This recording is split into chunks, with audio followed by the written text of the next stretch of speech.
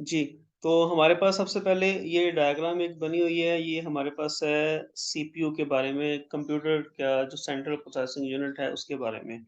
एक हमारे पास होता है सिस्टम यूनिट, एक होता है हमारे पास सेंट्रल प्रोसेसिंग यूनिट्स।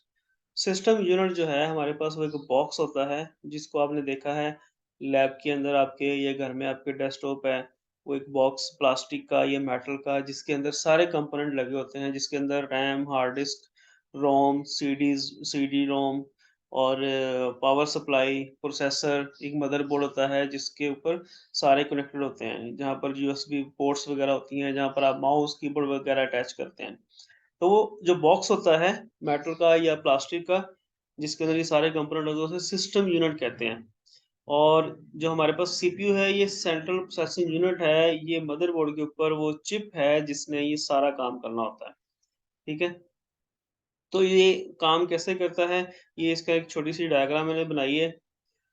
तो सबसे पहले हमारे पास इनपुट आती है। इनपुट हम डिफरेंट डिवाइसेज़ हैं, इनपुट डिवाइसेज़ जिनके थ्रू हम इनपुट सीपीयू को देते हैं, यानी जो भी इंस्ट्रक्शन हम सीपीयू को देते हैं।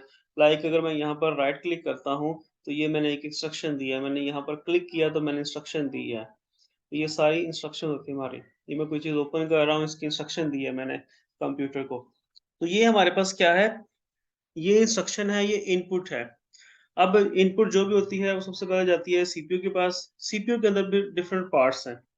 ये हमारे पास 2 मेन पार्ट्स हैं सीपीयू के, जिनको हम कहते हैं सीयू कंट्रोल यूनिट और ALU arithmetic and logical units. ये भी आगे आएँगे, ये सारा कुछ नोट्स के अंदर लिखा हुआ है। फर्स्ट टाइम आपको जो है ना वो सिर्फ़ ओवरव्यू दे रहा हूँ मैं।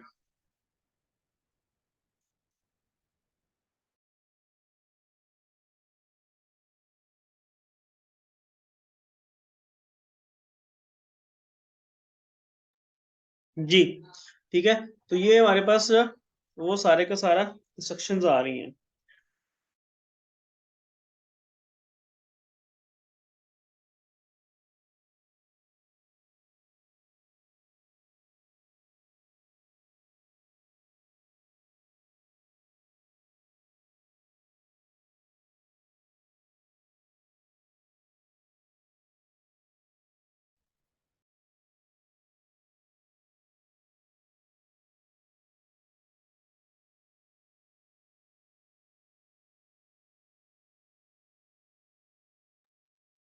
हाँ जी, सॉरी वो फ़ोन आ गया था एक।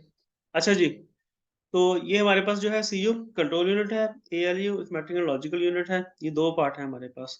तो जो भी इंस्ट्रक्शंस हम कंप्यूटर को देते हैं, वो सारी इंस्ट्रक्शन हमारी सबसे पहले जाती है सीयू के पास। सीयू जो है हमारे पास ये सीपीयू का ऐसा कंपोनेंट है, जो खुद से कोई काम नहीं करता, लेकिन ये सारी चीज़ों को मैनेज करता है और डिफरेंट कंपोनेंट्स के दरमियान कोऑर्डिनेशन करवाता है। जिस तरह आपने देखा ना किसी कंपनी का मैनेजर होता है, तो वो खुद कोई काम नहीं करता, उसके अंडर टीम होती है, एम्प्लॉइज़ होते हैं, उनसे वो सारा काम करवाता है। और सबसे ज़्यादा वैल्यू जो है कंपनी के अंदर वो मैनेजर की होती है, उस सैलरी भी सबसे ज़्यादा उसी की होती है।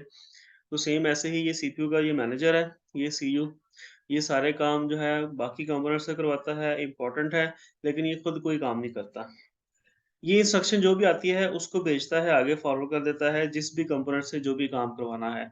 अगर हमारे पास कोई इंस्ट्रक्शन आ चुकी है ऐसी लाइक 2+2 या 4 मल्टीप्लाई बाय 8 अरिथमेटिक या लॉजिकल कंपैरिज़न्स हैं या लॉजिकल ऑपरेटर्स हैं, उनको हमने यूज़ करना है, तो ये सीयू इंस्ट्रक्शन भेज देगा एएलयू के पास। एएलयू उस सारे को सॉल्व करेगा, प्रोसेस करने के बाद सीयू को देगा और सीयू वही चीज़ वापस फिर आउटपुट भेज देगा।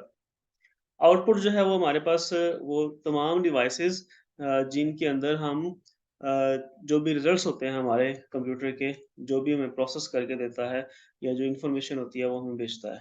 तो यहाँ पर एक डाटा होता है हमारे पास, उस डाटा को सीपीयू प्रोसेस करता है, प्रोसेस करके एक यूज़फुल इन्फॉर्मेशन में हमें जो रिज़ल्ट्स हैं वो स्क्रीन के ऊपर शो करवा देता है और उसको अगर हमने फर्दर यूज़ करना है तो हम उसे स्टोर कर लेते हैं हार्ड डिस्क के अंदर। सेम ऐसे ही हमारे पास कोई इंस्ट्रक्शन आ जाती है कि रोम यानी कि जो परमानेंट हमारी मेमोरी है, डाटा है वहाँ पर पड़ा हुआ है और उसको हमने ओपन करना है। जैसे हार्ड डिस्क के ऊपर हमारी अक्सर फाइल्स पड़ी होती हैं, पिक्चर्स, इमेजेस, वीडियोज़ या डॉक्यूमेंट है उसको हम ओपन करते हैं। तो जब हम इंस्ट्रक्शन देते हैं तो ये सीयू को इंस्ट्रक्शन मिलती है और वो सीधा जाता है रैम के पास या रोम के पास जहाँ भी आपकी फाइल लोकेट हुई है, वो वहाँ से उसको इंस्ट्रक्शन देगा ओपन करने की, वो ओपन करके आपको आउटपुट के ऊपर शो करवा देगा। तो रैम जो है रैंडम एक्सेस मेमोरी, ये टेम्परेरी मेमोरी होती है, इसकी आगे टाइप्स होती हैं, इसको भी डिटेल में जाके पढ़ेंगे हम। इसका दूसरा नाम मेमोरी भी है। रोम हमारे पास जो है, ये हमारे पास परमानेंट मेमोरी है, ये भी एक चिप होती है या ये बिल्ट इन होती है। और तीसरी हमारे पास है कैशे मेमोरी। कैशे मेमोरी ये सीपीयू की एक स्पेशल मेमोरी है। सीपीयू जो भी काम करता है वो बाइनरीज़ की इंस्ट्रक्शन में करता है। यानी कि हम जो कुछ टाइप कर रहे होते हैं, जो कुछ लिख रहे होते हैं, ये उसकी बाइनरीज़ निकालता है। बाइनरीज़ निकालने के बाद उस इंस्ट्रक्शन को समझता है, समझने के बाद उसको प्रोसेस करता है और फिर हमें रिज़ल्ट शो करवाता है। अब सम टाइम सीपीयू को कुछ रिज़ल्ट्स जो होते हैं, उसे स्टोर करना पड़ते हैं थोड़ी देर के लिए। तो सीपीयू के पास अपनी कोई मेमोरी नहीं है, तो उसकी जगह पर ये कैशे मेमोरी यूज़ होती है। तो ये कैशे मेमोरी ये हार्डवेयर है, बिल्ट इन होता है लैपटॉप के अंदर। L1, L2, L3 कैशे के नाम से ये हम मार्केट में आजकल आते हैं। तो ये 2 एमबी, 3 एमबी, 4 एमबी डिफरेंट तरह का डाटा होता है। इतना डाटा ये स्टोर कर सकते हैं। तो ये इससे जो प्रोसेसर की स्पीड है वो ज़रा तेज़ हो जाती है कैशे मेमोरी के साथ। अब आप सोचेंगे जी 1 एमबी या 2 एमबी या 3 एमबी से किस तरह कैशे की मेमोरी जो है उसकी सीपीयू की मेमोरी या सीपीयू जो है वो फ़ास्ट हो जाता है। इतना तो हमारा एक इमेज होता है, एक पिक्चर होती है। मैंने पहले बात की कि जो सीपीयू है इसके अंदर बाइनरीज़ में इंस्ट्रक्शंस आती हैं और ये बाइनरीज़ को ही समझता है और बाइनरीज़ में ही काम करता है। तो बाइनरीज़ जो होते हैं वो एक 0 या फिर एक 1 जो है 1 बिट का होता है। 1024 जो बिट्स हैं, वो 1 केबी के इक्वल होती हैं। फिर 1024 केबी जो है, वो 1 एमबी के इक्वल होता है। तो इतनी ज़्यादा बिट्स जो हैं, उसको ज़रूरत नहीं होती स्टोर करने की, उसका काम थोड़ी-सी बिट्स में हो जाता है सीपीयू का। तो इसलिए ये उसके लिए बहुत बड़ी मेमोरी है एमबीज़। अच्छा जी, ये एक डायग्राम थी। अब हम वापस आते हैं नोट्स के ऊपर। ये नोट्स हैं। सबसे पहले डेफिनिशन लिखी हुई है कंप्यूटर की। A computer is an electronic machine operating under the control of instructions stored in its own memory that can accept data, manipulate the data according to specified rules, produce results, and store the results for future use. Computer हमारे पास एक electronic device है जो किसी operating system के under चलती है, जो इसे कंट्रोल करता है और उससे डेटा जो है वो एक्सेप्ट करता है यूज़र से, या ऑपरेटिंग सिस्टम जो है उसको मैनिपुलेट करता है, मीन्स के प्रोसेस करता है या एग्ज़ीक्यूट करता है और उसके बाद आपके जो रूल्स हमने बताए हैं, उसे जो इंस्ट्रक्शंस हमने दी हुई हैं, उसके मुताबिक ये रिज़ल्ट्स प्रोड्यूस करता है और उन रिज़ल्ट्स को हम फिर फ्यूचर यूज़ के लिए स्टोर कर लेते हैं।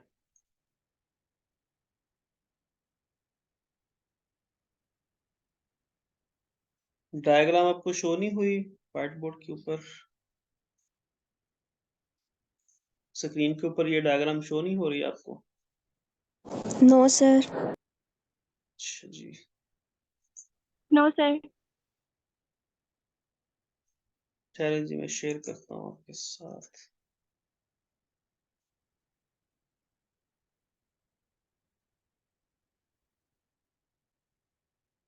जो पहले हम ऐसे ही कर देते, मैं तो डायग्राम वो शो कर रहा था स्क्रीन के ऊपर। अच्छा, मैं ना आपको ग्रुप के अंदर व्हाट्सएप कर रहा हूँ।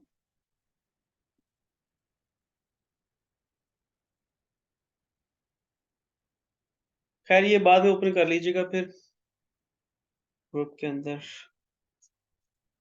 मैंने शेयर कर दिया, लिंक शेयर कर दिया इसका, तो आप फिर बाद में इसको ओपन कर लीजिएगा।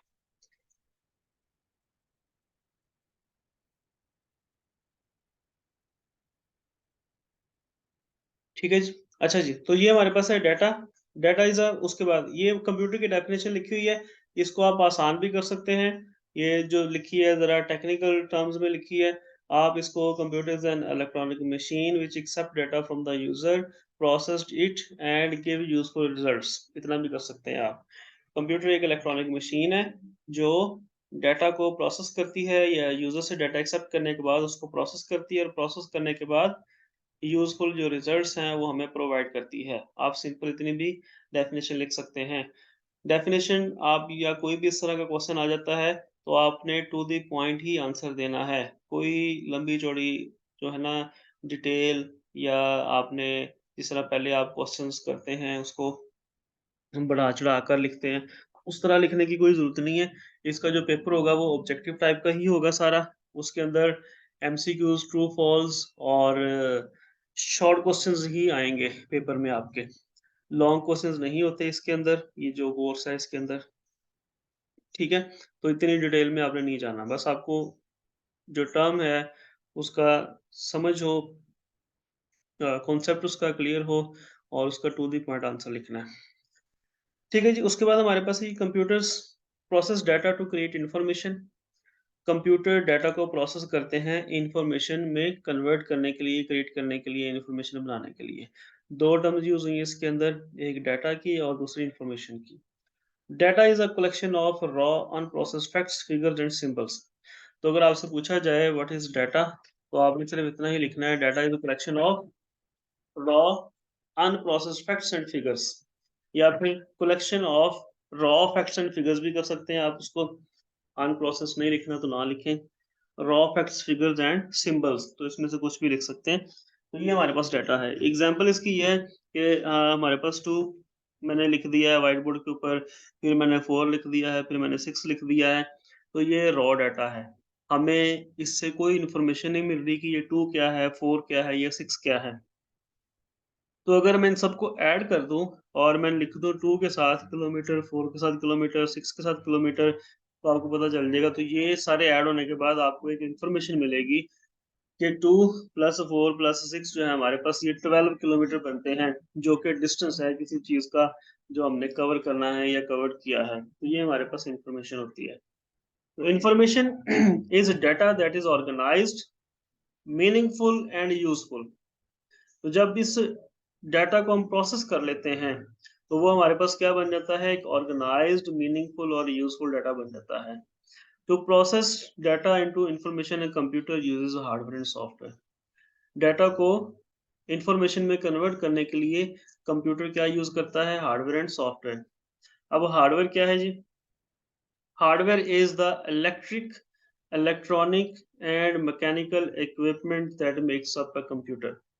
तो कंप्यूटर के जो फिजिकल पार्ट्स हैं आपके जितने भी हैं, वो चाहे इलेक्ट्रिक हैं या इलेक्ट्रॉनिक हैं या मैकेनिकल हैं, ये इन सब के जो सारे पार्ट्स हैं वो आपके हार्डवेयर हैं। जैसे कीबोर्ड है, माउस है, मॉनिटर है, प्रोसेसर है, रैम है आपके पास, मदरबोर्ड है, पावर सप्लाई है, तो ये सारे।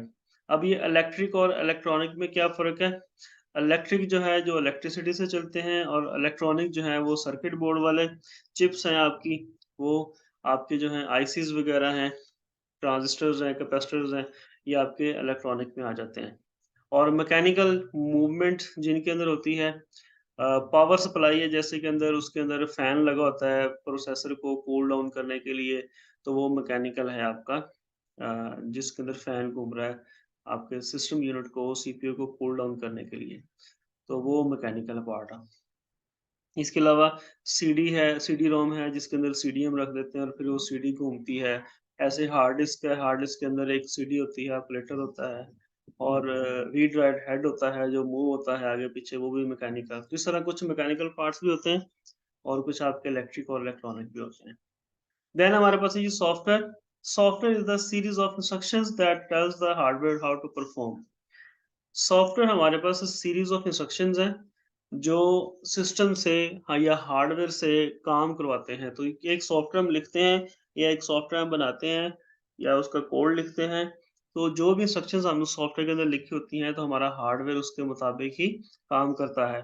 तो ये हार्डवेयर और सॉफ्टवेयर जो हैं, एक-दूसरे के लिए लाज़िम व मलज़ूम हैं, एक-दूसरे के बगैर नहीं रह सकते, ना ये चल सकते हैं। तो इसकी एग्ज़ाम्पल मैं आपको ऐसे ही दूँगा कि आप बाज़ार से मोबाइल फ़ोन खरीद के ले आए हैं और उसका जो सॉफ्टवेयर है वो आपका क्रैश हो गया है या करप्ट हो गया है, तो आपका मोबाइल फ़ोन नहीं चल रहा है या उसका सॉफ्टवेयर उड़ गया है, तो बाकी जो मोबाइल है आप किसी को भी सेल करने की कोशिश करेंगे, तो वो कहेगा जी कि इसकी हमने लेना ही नहीं है, या अगर लेगा भी तो बहुत कम प्राइस में लेगा।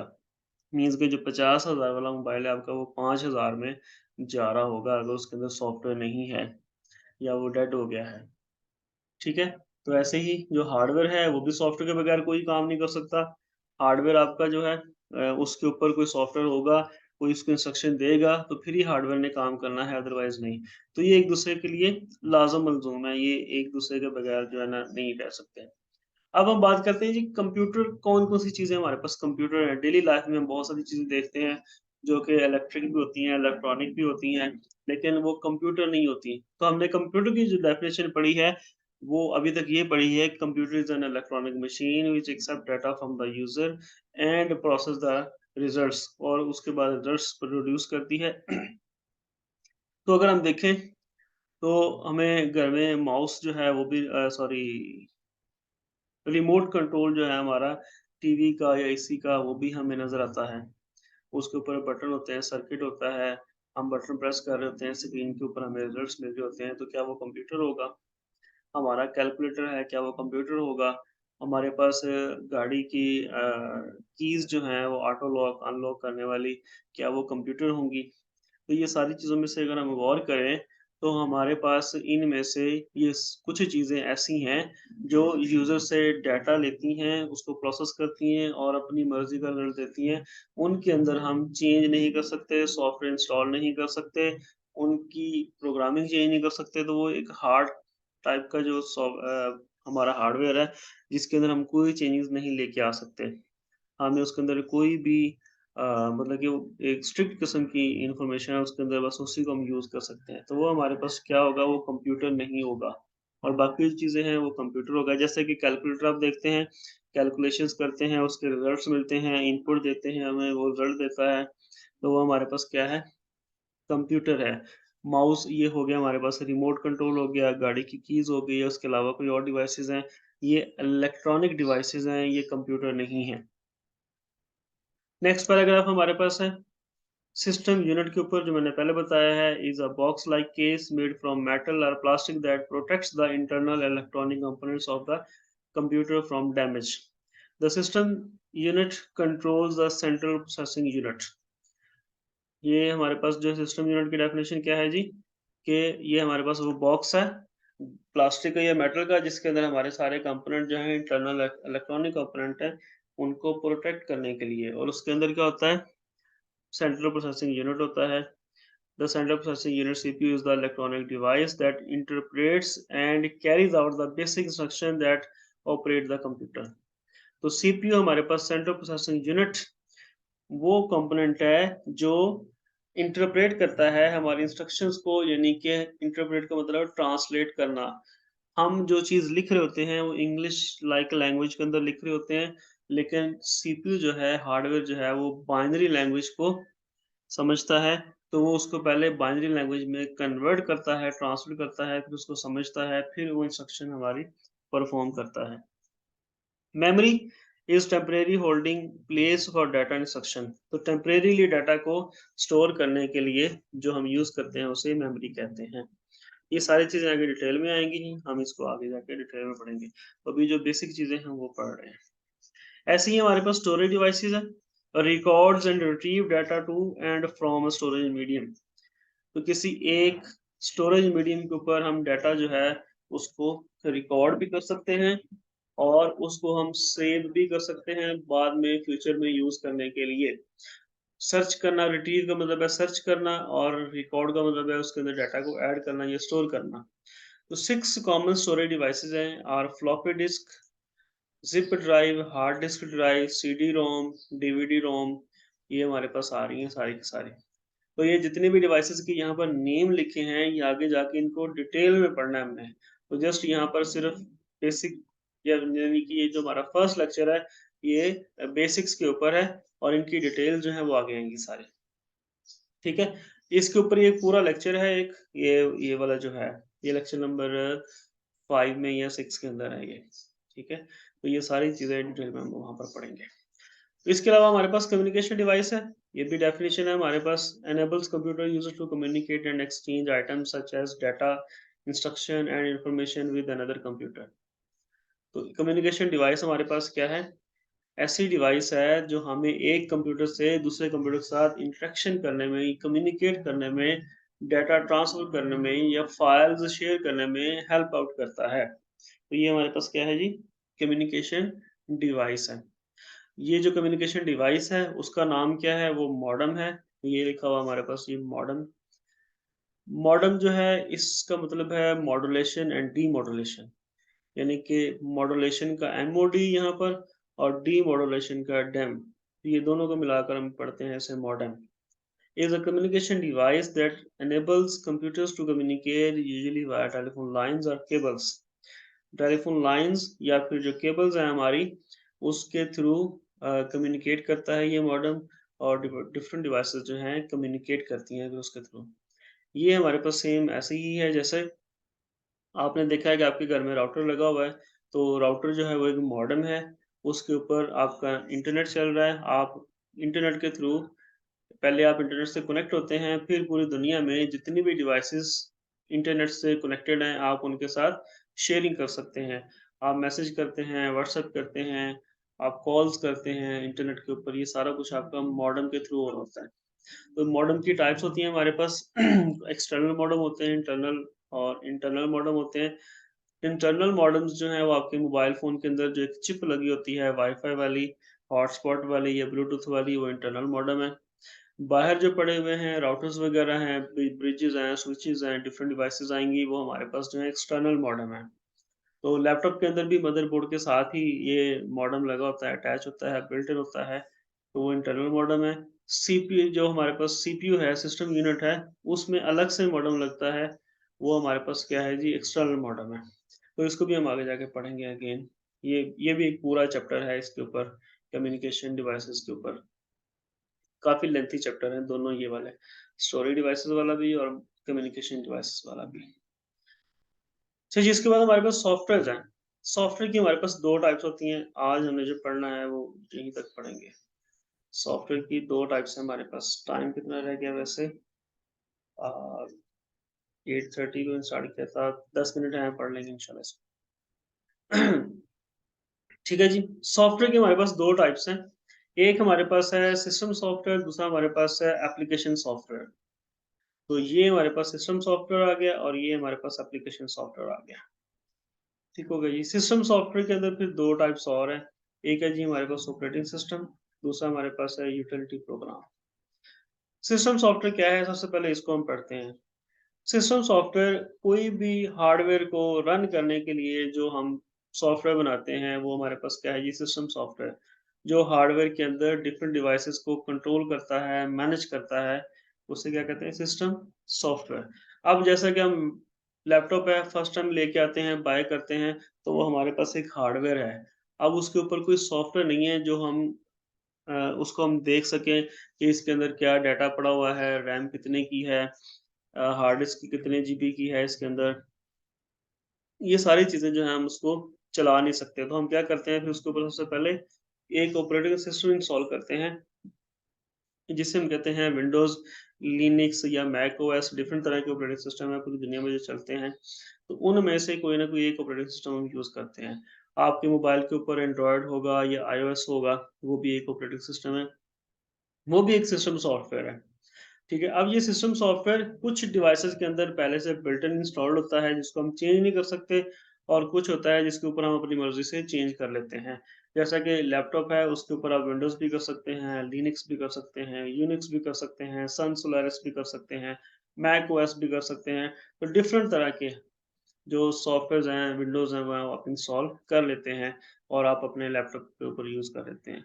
लेकिन कुछ डिवाइसेज़ जैसे एटीएम मशीन्स हैं, आपने देखी हैं, तो वहाँ पर उनका अपना एक सॉफ्टवेयर है, उसको आप चेंज नहीं कर सकते, आपने उसी को फ़ॉलो करना होता है, तो वो उसका है।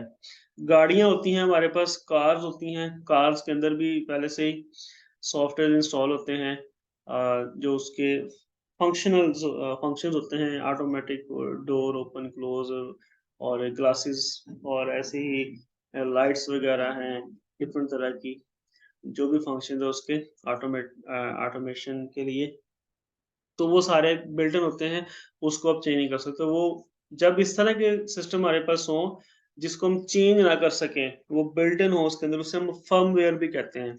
ये आगे आएगा नाम इसका फर्मवेयर। यहाँ पर नहीं लिखा हुआ।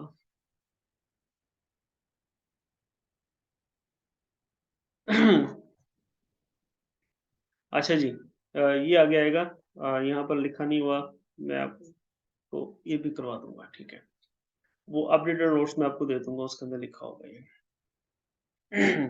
ठीक है, तो उसे हम कहते हैं फर्मवेयर। अब ये ऑपरेटिंग सिस्टम जो है, इसको पढ़ते हैं। System software consist of programs that control the operations of a computer and it's devices. System software क्या है? एक ऐसा प्रोग्राम है जो कंट्रोल करता है सारे ऑपरेशंस को और डिवाइसेस को जो भी इस कंप्यूटर के साथ अटैच्ड हैं। माउस, कीबोर्ड, प्रिंटर, स्कैनर, ये सारी डिवाइसेस को मैनेज करता है। System software serves as the interface between a user, the application software and the computer hardware. तो जो ऑपरेटिंग सिस्टम है हमारा, ये सिस्टम सॉफ्टवेयर है, वो इंटरमीडिएटर है किसके दरमियान में? यूजर के और हार्डवेयर के दरमियान में। मतलब कि डायरेक्ट मैंने हार्डवेयर से कोई काम करवाना है तो मुझे समझ नहीं आएगी मैं हार्डवेयर को कैसे इंस्ट्रक्शन दूं, उसको बोलकर बताऊं, उसको मैं अपने हाथ से उससे काम करवाऊं, नहीं। तो ये एक सॉफ्टवेयर इंस्टॉल कर लेते हैं जो हमारी इंस्ट्रक्शन लेता है और ले जाकर हार्डवेयर को देता है और हार्डवेयर एज इट इज हमारा काम करता है। तो one type of system software is the operating system. एक टाइप इसकी क्या है जो ऑपरेटिंग सिस्टम है? Before application software can be run. Application software run करने से पहले उसके ऊपर हमें ऑपरेटिंग सिस्टम इंस्टॉल करना पड़ता है। उसकी एग्जांपल मैंने आपको बताई है, विंडोज है, एंड्रॉयड है, ये सारे ऑपरेटिंग सिस्टम है which contain instruction that coordinate the activities among computer hardware devices must be loaded from the hard disk into the computers memory. तो ये जो ऑपरेटिंग सिस्टम है, ये हमारे हार्ड डिस्क के अंदर स्टोर होता है, इंस्टॉल्ड होता है। जब भी सिस्टम ऑन करते हैं, तो ये हार्ड डिस्क से मेमोरी के ऊपर आता है, यानी कि रैम के ऊपर आता है। उसके बाद हमारा जो काम है वो स्टार्ट हो जाता है, इन हमारी जो भी इंस्ट्रक्शंस हैं। दूसरी टाइप इसकी जो two types of system software are operating system and utility program. And operating system lets coordinate all activities among hardware devices and contain instruction that allow you to run application software. Utility program क्या है जी? हमारे different काम करने के लिए या operating system की help करता है ये। Utility program perform specific task usually related to managing a computer, its devices और इट्स प्रोग्राम्स। ऑपरेटिंग सिस्टम को हेल्प करता है। ये क्या करता है? ये मेमोरी क्लीन करता है, वायरसेस को कंट्रोल करता है, मैनेज करता है। हमारा विंडोज के अंदर जो फोल्डर्स बनते हैं, पिक्चर्स बनते हैं, उनको ऑर्गेनाइज करना, कम्युनिकेशन डिवाइसेस को मैनेज करना, ये सारे काम यूटिलिटी प्रोग्राम्स करते हैं। यानी कि ऑपरेटिंग सिस्टम के अंदर वो प्रोग्राम जिनके बगैर भी ऑपरेटिंग सिस्टम काम कर रहा होता है, वो हमारे पास क्या है? Utility programme. जैसे कि आप बाजार से फ़ोन बाय करते हैं, तो उसके अंदर एक तो एंड्रॉयड का ऑपरेटिंग सिस्टम मौजूद होता है, लेकिन उसके अलावा कोई एंटीवायरस मौजूद होता है जो उसको चेक करने के लिए कि वायरस ना आ जाए। कुछ सॉफ्टवेयर क्लीनर होते हैं, मेमोरी क्लीन करने वाला होता है, कुछ बैटरी को ऑप्टिमाइज़ करने वाले होते हैं। तो ये जितने भी हैं, ये सारे यूटिलिटी प्रोग्राम्स हैं। You interact with the software through it's user interface. तो इस यूज़र इंटरफेस के थ्रू आप इनके साथ कनेक्ट होते हैं। तो टाइम हमारे पास 4 मिनट रह चुके हैं। एप्लीकेशन सॉफ्टवेयर हमारे पास जो है ये कंप्लीट नहीं होगा। वो इसको इंशाल्लाह फिर नेक्स्ट लेक्चर में हम कवर करते हैं। Application software, user interface, central processing unit, ये एएलयू की डिटेल है सारी, मशीन साइकिल है, मेमोरी है, उसके बाद रैम की टाइप्स हैं, ये सारी हमारे पास फिर रोम की टाइप्स हैं। अभी तक कोई आपका क्वेश्चन है, कोई क्यूरी है तो आप बता दें। ठीक है जी, आपकी नेक्स्ट क्लास का लिंक आ चुका है, मैं भी एंड कर रहा हूँ। ठीक है, बाकी इंशाल्लाह मैं ग्रुप में मैसेज कर देता हूँ, फिर देख लेते हैं हम क्लास कितने बजे कर सकते हैं। कोई क्यूरी, कोई क्वेश्चन अगर किसी का है तो आप पूछ सकते हैं अभी।